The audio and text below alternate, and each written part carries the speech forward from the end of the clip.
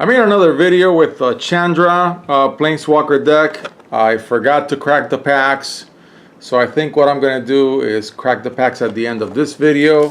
This is the Planeswalker deck for Teferi. So I really like the way these can be very easily opened, very much like a special edition in Yu-Gi-Oh! So very civilized way to open it. So there's your Planeswalker, there's your deck. I'm going to take out the plastic. Let's look at the Planeswalker first. Alright, so it's a 6-drop and it enters with 5. Very typical of a slow, casual Planeswalker. When you +2 it, you can untap an artifact or a creature. I would probably try to untap an artifact that gave me something. A -3, the draw 2 cards is fantastic. The gain 2 life, I don't think it does anything, really. The -9, you take an extra turn. I don't know. That can be good. That can be lame. I know I used to be when I really started when I started playing Magic during Avacyn Restored. There was a card there, one of the miracles that allowed you to take an extra turn, which of course is a take on Time Walk, the original Power 9, take an extra turn. Sometimes if you don't set it up right, taking an extra turn just means drawing one more land, and that's super lame. So I think, let's see what this deck has. I hope it has things that allow you to do a lot during that extra turn. It's not taking an extra turn does next to nothing. And I know because I've played that trick many times. Okay, so it comes with little inserts before you play. Then the deck itself, which I'm going to crack, and 2 more packs. And I had 2 packs. Interesting, they both have the same art in both Planeswalker decks. And I'll crack those at the end of this video, if I remember. If I don't remember, then I'll just make another video for those 4. Okay, civilized opening. Then just like the other deck, it's got the tutor for Teferi Timebender, which means, yeah, I really am leaning against turning these into commander decks, just because I hate throwing away a rare. And if it's like the other deck, yeah, it'll have 2. So it's got 2 of the tutor for this specific Planeswalker. It doesn't say you may search your library or graveyard for a card for a Teferi Planeswalker, which means that you could use the better one from the set itself. So yeah, I'm gonna lean towards leaving this deck as it is and just playing it. Okay, so, and I saw somebody else's video already, so I'm going to save myself having to count lands. And so it's got 11 plains, it's got 11 islands, and it's got 4 of the enters tapped blue white lands. So I'm just going to set the lands aside over here, and I'm just going to go through the cards themselves. Okay. So here we have Daring Archaeologist. When it enters, you may return target artifact card from your graveyard to your hand. That's not bad. When you cast a historic spell, put a +1/+1 counter on this card. Now, let's do a historic count.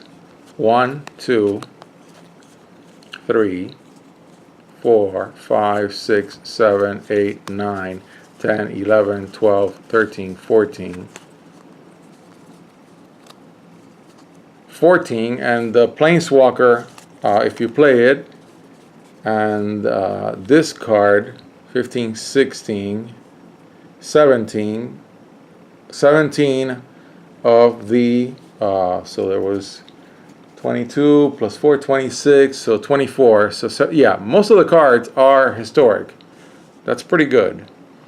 Alright, so this is a heavy one, 656, the Djinn, and you can play a lot less, 3 blue, so you can turn it into a 3-drop, 3-drop 5/6 flyer.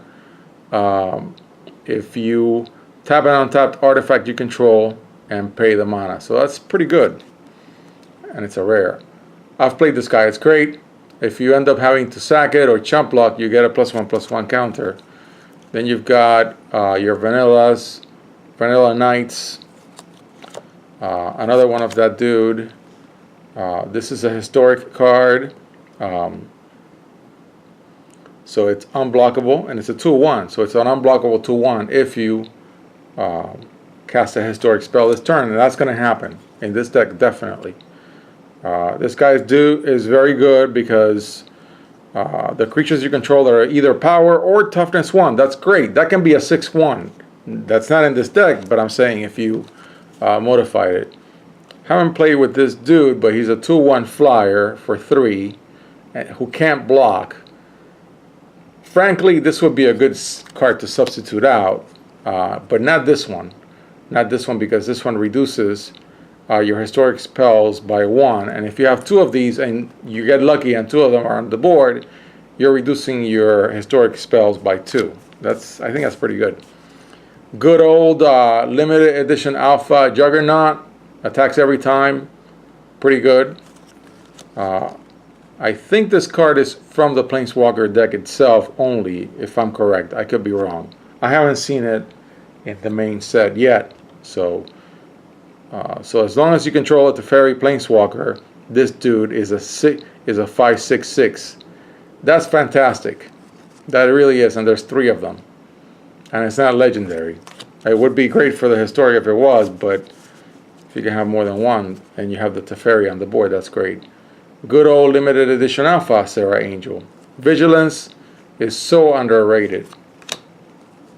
3 of this dude. 2-drop, hit for 4 damage when a creature is attacking or blocking. Both, that's very nice. This will limit damage. Of course, you need to draw cards. And then a playset of something that will return target creature to its owner's hands for 3. And if you control an artifact, which you likely will most of the time with this deck, you get to draw a card. That's pretty good.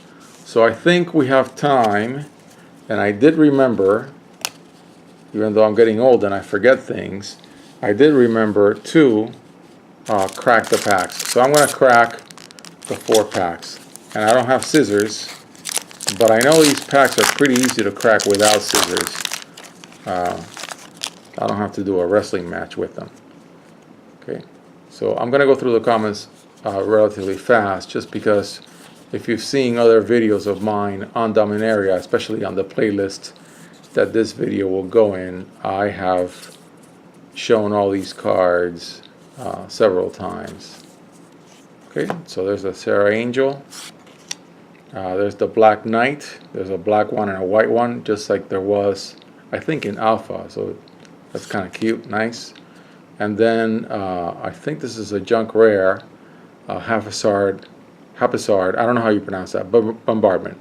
It's a 6-drop. When it enters the battlefield, choose 4 non-enchantment permanents you don't control and put an aim counter on them. And then at the beginning of your next end step, if 2 or more permanents you don't control have an aim counter on them, destroy one of those permanents at random. Yeah, this is in the great tradition of heavy casting junk rares in red, like a Warp World.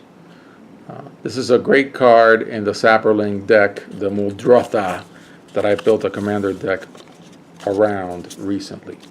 So that's your first pack.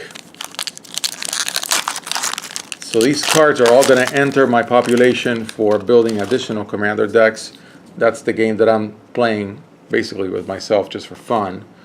Okay, so let's just go through the comments fairly quickly.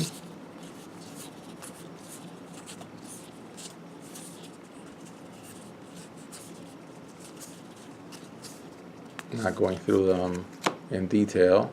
Oh wait, see, this is what happens with Dominaria. The commons and the uncommons are very difficult to tell apart. So these are the 2 uncommons, which may indicate that I have a foil. I suspect that I have a foil. So, well, I don't. Anyway, so that's a rare and that's my legendary. Those are two pretty good pulls in white. Two legendaries out of the same pack. Okay, there you go. Then let's go to the third pack. Should I have had 3 uncommons? Maybe it's because the legendary takes the place of one of the uncommons. Alright, let's go through the commons in a bit of a hurry. I love that syncopate art, by the way.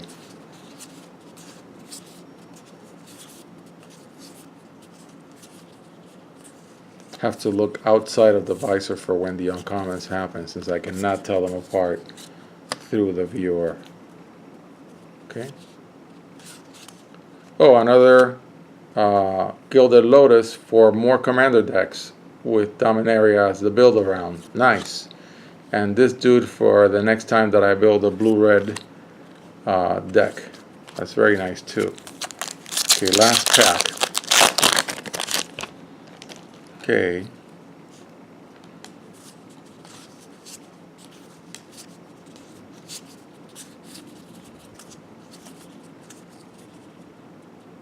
Let me see when the uncommons begin. Okay, the White Knight is an uncommon. This dude that I still have to play and understand. I like this guy, legendary, and another legendary. So that's good. I've got a couple of packs with multiple legendaries. That's nice. Okay, so those are the 4 packs and the Teferi Planeswalker deck. I hope if you get this deck that you have a lot of fun with it.